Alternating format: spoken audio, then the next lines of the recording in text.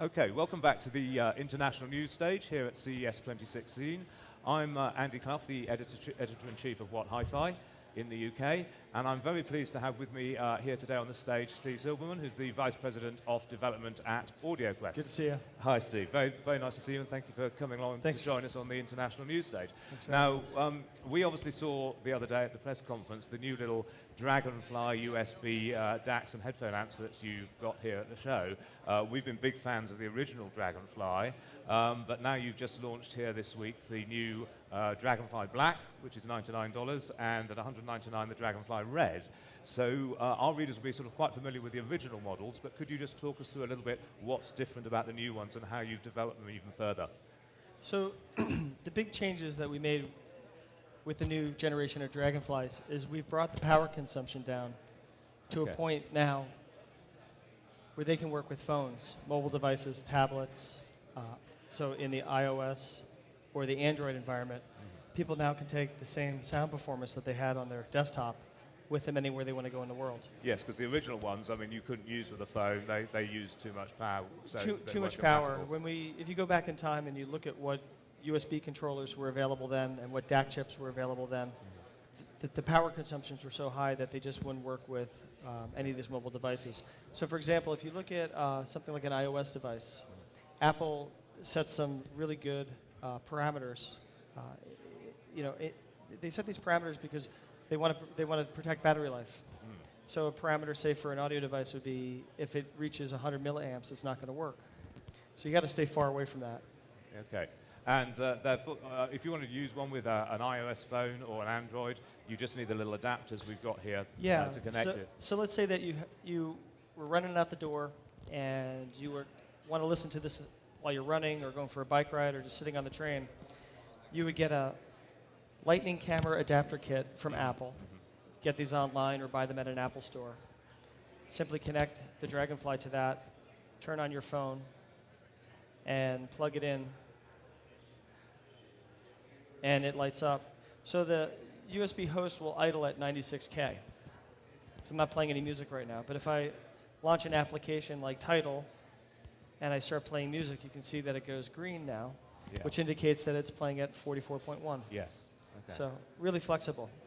And maybe you get to the office, off the train, you simply just unplug it, and then plug it right into the side of your computer, and you're ready to go. That's good. Now, there's a misconception, I think, certainly with iOS and iPhones, that they can't play high-res audio. Of course, you and I know that's not true. Yeah. So, you have to look at the history of Apple as a company, and their business was built on the arts. Yeah. If you listen to interviews with Steve Jobs towards the end of his life, he talks about how Apple has a very liberal arts mentality when it comes to the interface, when it comes to the aesthetic. And that's always played down to a very deep level at Apple. So they've always been strong proponents of music. So the keys have always been there to do things with Apple computers or Apple mobile devices that allow you to get high performance audio. So iTunes is a perfect example of that. They sell 320K files, but iTunes can support up to 384 if you wanted to. So even though they have their own enterprise and their own way of doing business, that doesn't constrain them from allowing people to do other things with the products. So you could simply download the Onkyo app, for example. And that's the one I use. Start moving high resolution files onto the device and go ahead and play them. In the Android environment, if you wanted to do something similar to that, there's an application developer in Holland that has, it's called USB Pro Player or USB Audio Pro Player. You can buy it in the Google Play Store. And that will allow you to play any file you want in any codec.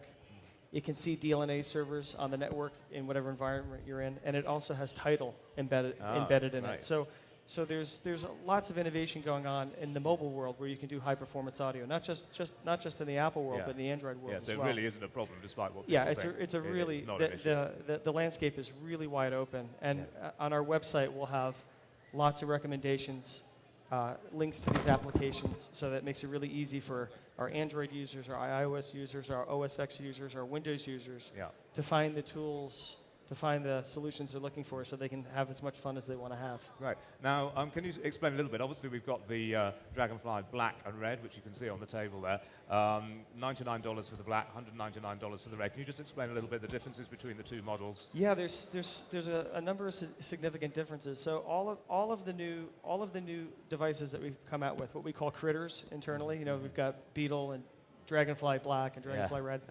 They all run on a microchip MX controller platform.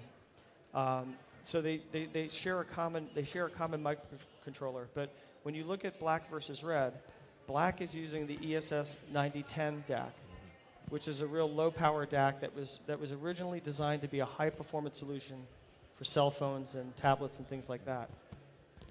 In the red, we use what's called the 9016, which is much closer in performance and in architecture to the 9018. So really what it is a low-cost version of their reference DAC chip. And it has a much higher output.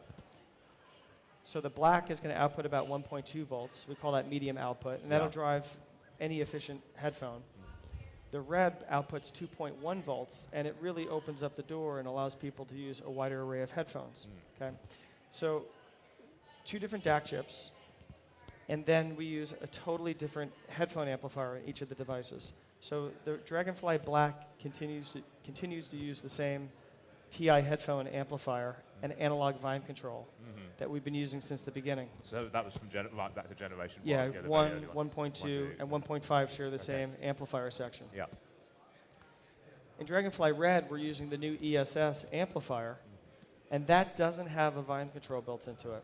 We're actually using the digital volume control, a 64-bit perfect volume control that's embedded in the DAC chip itself. Okay. And the combination of the DAC chip, the volume control solution, and the new headphone amplifier gives the product significantly more output, and it also gives it considerably more resolution, grab to the music. There's a bit more what we call torque. Yeah. Where it really get that physical impact so of it. if you've got a better quality pair of headphones, that would be the one to go for. Yeah. Okay. Now the third product we've got here is the Beetle. Tell us a little bit about that, because that obviously looks very, very different. Well, this is a really interesting product because one of the descriptions I like about how people consume media today is that we live in a really decentralized world.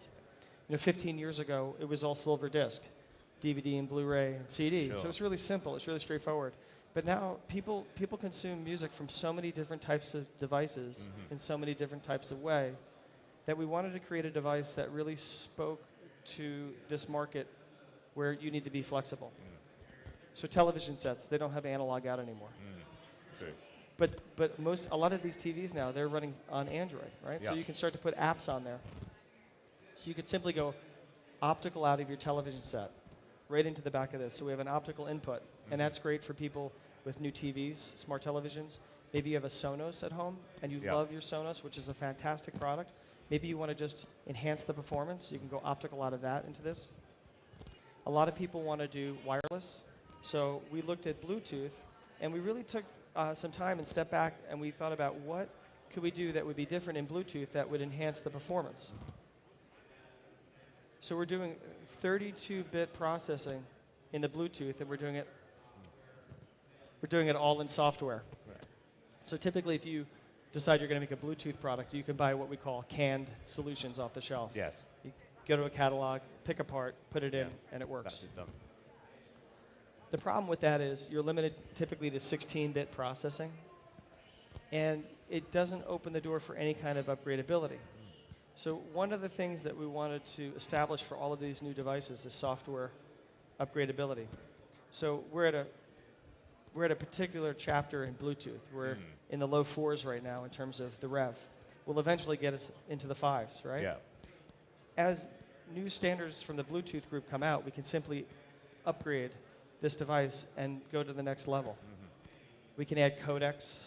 We can add DSP functions. Yeah. So the Bluetooth really gives us the kind of runway you would get out of a laptop, new operating systems, new applications. Because we were talking earlier, and you were saying, if MQA takes off, we've been talking a lot about MQA on the stage here this week.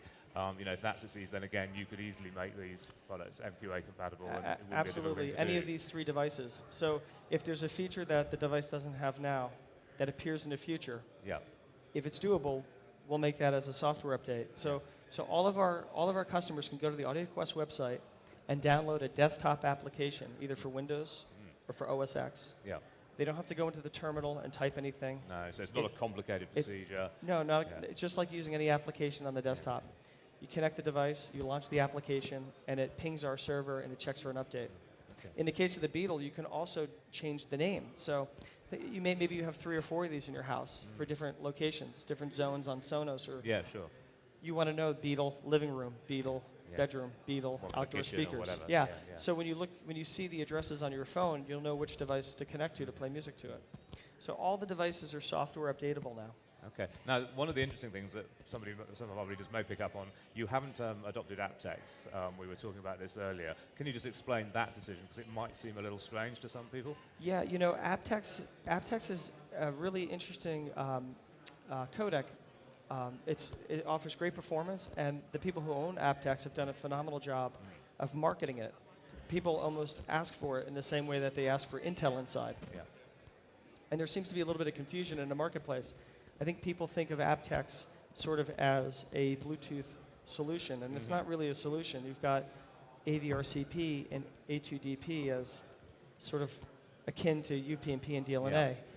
aptX is like FLAC or AAC or MP3 or SBC. It's a codec. The codec isn't supported in iOS. Apple can't confirm or deny whether or not it's supported in OS X. There's very limited support in the Android world, and I haven't seen much, if any, support in Windows. So you have people buying devices because they say aptX, but they may not have a way to get from the host to... So they're not really getting the benefit because it's not being supported. It's rare that they ever have the opportunity to get the benefit. So in the future, we could see iOS 10. Let's just pretend iOS 10 comes out and Apple decides we're going to have full aptX support. We'll simply offer it as an upgrade. Or Android, the next 7.0 comes out, and Android 7.0 says full support of aptX. Windows 11 comes out, or Windows 10.1, whatever it is. If aptX starts to get adopted by these platforms, then certainly we'll offer that to our customers.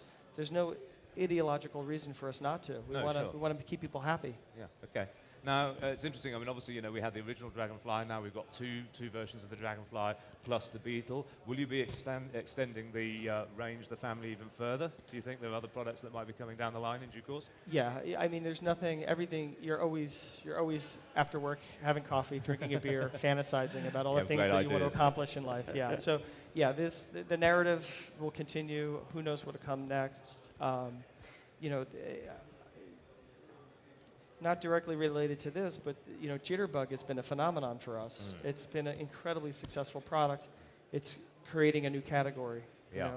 USB line conditioning. So there's so much we learned from Jitterbug about noise and data signal integrity that it's really opened our eyes and our curiosity to a lot more exploration. So I think after these devices, we want to get these going, get these out. We want to see how customers respond. We want to stay focused in supporting these products and making any software changes that we see as consistent requests from the market. I think what we want to do after that is we want to continue to explore signal integrity for both USB and Ethernet. So I think you'll see the Jitterbug family continue to expand. Not replacing the Jitterbug, but maybe designing products that complement what the Jitterbug started. The Jitterbug is just the first chapter, I think, in a long line of signal integrity and line conditioning solutions for the digital signal. So there's a ton lots of stuff still to do. Yeah, we just need to all live to be 1,000, right? Okay, Steve. Well, thank you very much. That was fascinating. There you have it, the new DragonFly Black, the DragonFly Red, and the Beetle. You can see them here at the show. And they've already been written about and featured on whathifi.com. Thanks for joining us this morning, and come back to the stage in about half an hour when we will have our next guest here at CES 2016. Thank you.